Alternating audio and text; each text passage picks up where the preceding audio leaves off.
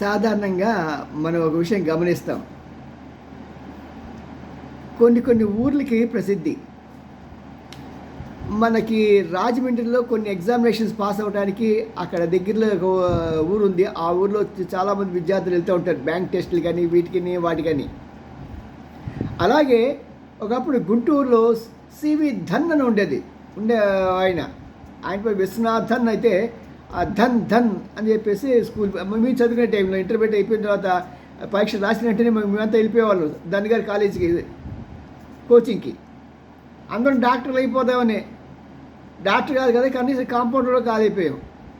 ఏదో చావు తప్పి కళ్ళు లొట్టపోయినట్టుగా జర్నలిస్టులు అయ్యి కాబట్టి పబ్లిక్లో ఉన్నాం. సరే, ఇదంతా ఏంటంటే కొంతమంది ఆశ, మా లాంటి వాళ్ళది, మా పేరెంట్స్ యొక్క ఆశ. వాటి ఫలితంగా ఏమవుతుందంటే ఈ రోజున చాలామంది విద్యార్థులు, ప్రతి ముగ్గురులో స్టూడెంట్లో ఒక స్టూడెంట్ ఖచ్చితంగా రాజస్థాన్ వెళ్తున్నాడు. దేనికోసం? నీట్ ఎగ్జామ్ ప్రిపేర్ అవ్వడానికి. అక్కడ ఊరు గల్లీలో కూడా మనకి కాలేజీలు ఉన్నాయి, ఈ ట్యూటోరియల్ కాలేజీలు. వాటి మధ్య కూడా ఎంత కాంపిటీషనో తెలుసా అండి. మన గత నెలలో చూసుకున్నాం. ఒక ఆయన ఏదో చాలా చక్కగా ఫ్రీగా చెప్తాడు, చాలా తక్కువ ఫీజుతో చెప్తాడు అనుకుని పెద్ద పబ్లిసిటీ చేస్తే ఆ పక్కన ఇంకోతను స్థాపించి అతను కూడా తక్కువ చేసేప్పటికి ఈ గూండాలు ఇతని అరేంజ్ చేసుకుని వాళ్ళు వచ్చి నేను కొట్టారు అని చెప్పి అంటే వాస్తవం తెలిసిన తర్వాత ఇతను తీసుకెళ్ళి అరెస్ట్ చేశారు. అంటే అక్కడ ఎక్కడా కూడా సవ్యమైన మార్గం లేదు. బట్ అది పక్కదారి పట్టుకున్నామని చూసుకోవాలంటే మనకి అక్కడ ఏమవుతున్నదంటే మనకి రాజస్థాన్లో వాళ్ళకి సంవత్సరానికి 58,000 కోట్ల రూపాయలు ఈ కాలేజీ ఫీజుల ద్వారా అక్కడ కాలేజీ వసూలు చేస్తున్నాయి, దేశవ్యాప్తంగా ఉన్న ప్రజలందరి దగ్గర నుంచి. ఎంతండి? 58,000 కోట్ల రూపాయలని. వేరే అక్కడ ఈ యొక్క రాజస్థాన్ ఎడ్యుకేషన్ బడ్జెట్ ఎంత తెలుసా అండి? 2026-27కి 68,989 కోట్లు. అంటే దగ్గరగా సుమారు 11,000 కోట్ల రూపాయలు తక్కువగా కేవలం ఈ ఫీజులు వసూలు చేస్తున్నాయి మాఫియాలు. ఎవరు మాఫియాలు? ఈ ట్యుటోరియల్ కాలేజీల మ్యాఫ్లు.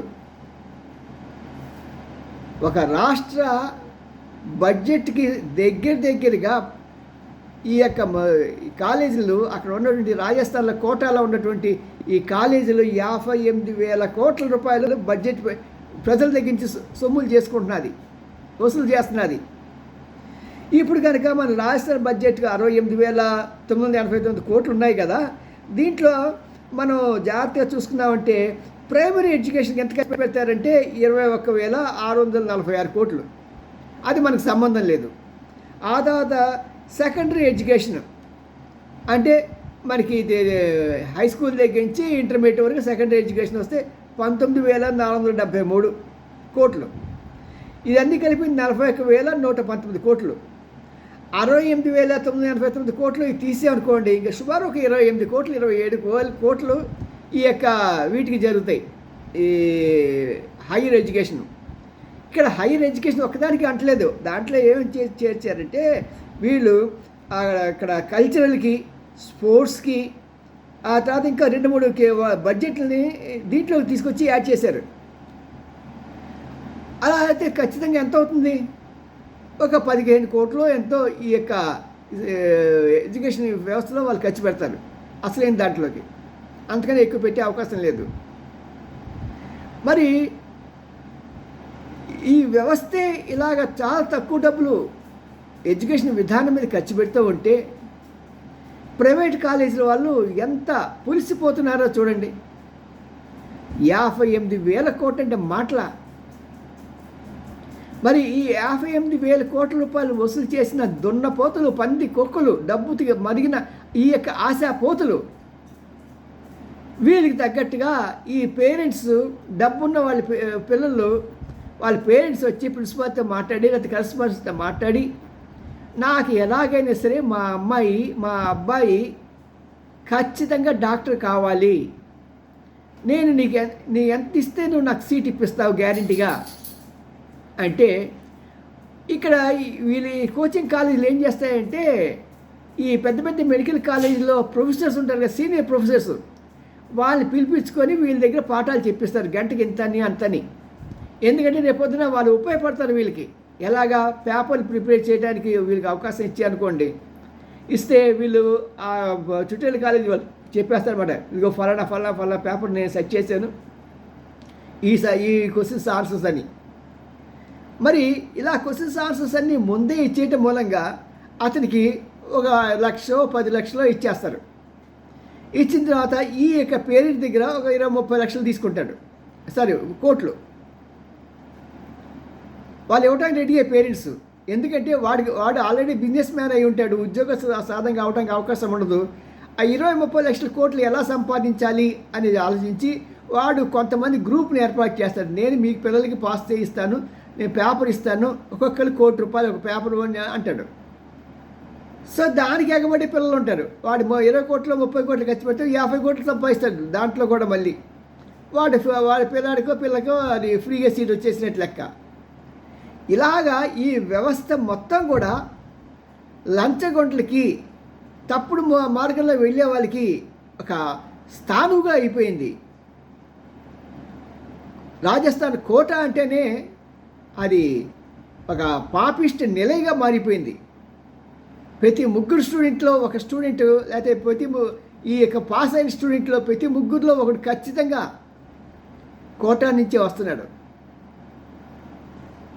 మరి చేతులు కాలేక ఆకులు పట్టుకున్నట్టుగా మన ప్రభుత్వం ఇప్పటికైనా కొరడా చులిపించాల్సిన అవసరం ఎంతైనా ఉంది. రాజస్థాన్ కోటాలో ఆ ట్యుటోరియల్ కాలేజీ మీద గట్టి నిఘా పెట్టాలి. ప్లస్ మెడికల్ కాలేజీలో ప్రొఫెసర్స్ ఎవరు కూడా వీళ్ళతో సంబంధం పెట్టుకోవడానికి వీలు లేదు. పెట్టుకుంటే భారీ శిక్షలు వేయాలి. ఎందుకంటే మోడీ గారు ఆల్రెడీ ప్రకటించారు, ఇలాంటి వాళ్ళకి 6 సంవత్సరాల పాటు శిక్ష, దాంతోపాటు 10 నుంచి 30 కోట్ల వరకు జరిమానా అని. వాళ్ళకి అది సరిపోతుంది ఇప్పుడున్న స్థితి ప్రకారం.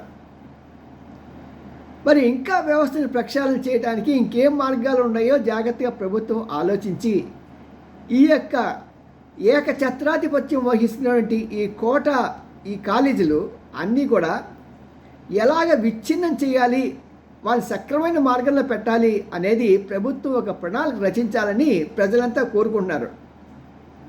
ఇంకో విషయం తెలుసా, ఇక్కడ స్టూడెంట్స్ పాపం జాగ్రత్తగా ఒక 20 రోజుల పాటు చేసినా సరే ఈ పేరెంట్స్ ఈ ట్యుటోరియల్ కాలేజీలన్నీ కూడా ఆ ఉద్యమంలో పాల్గొని ఈ రౌడీ ముఖల్ని, లేకుంటే మనకి యూపీలో ఉన్నటువంటి పారిపోయిన ఈ యొక్క గోండాలని అందరినీ కూడా వీళ్ళే డబ్బులు ఖర్చు పెట్టి వాళ్ళని తీసుకొచ్చి ఈ ఉద్యమంలో చేర్చారు. లేకుంటే స్టూడెంట్ ఉద్యమంలో పొలిటికల్ పార్టీస్, ఆమ్ ఆద్మీ లాంటిది కానీ, సిపిఐ కానీ, సిపిఎం కానీ, ఇలాంటి పార్టీలు కనుక వాళ్ళ అండా దండా లేకుండా ఉంటే గూండాలు వచ్చే అవకాశమే లేదు.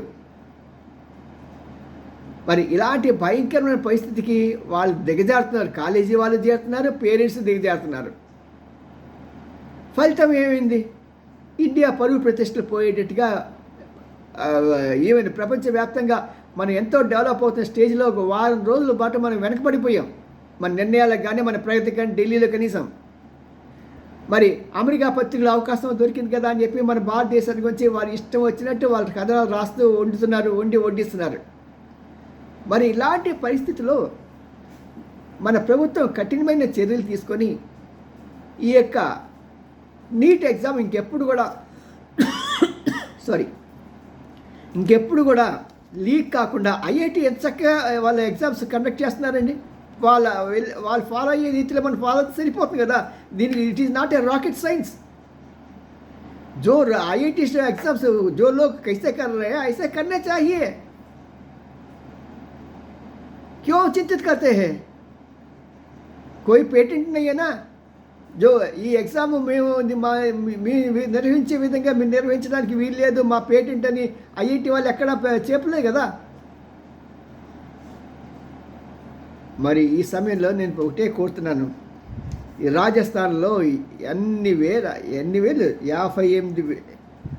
58,000 కోట్ల రూపాయలు అంటే రాష్ట్ర బడ్జెట్కి 587,000 కోట్ల రూపాయలు రాష్ట్ర బడ్జెట్కి పోటీ పడే వ్యవస్థగా ఈ యొక్క ట్యుటోరియల్ కాలేజీలు వసూలు చేస్తున్నారంటే వాళ్ళు ఎంత మదించిపోయారో చూడండి.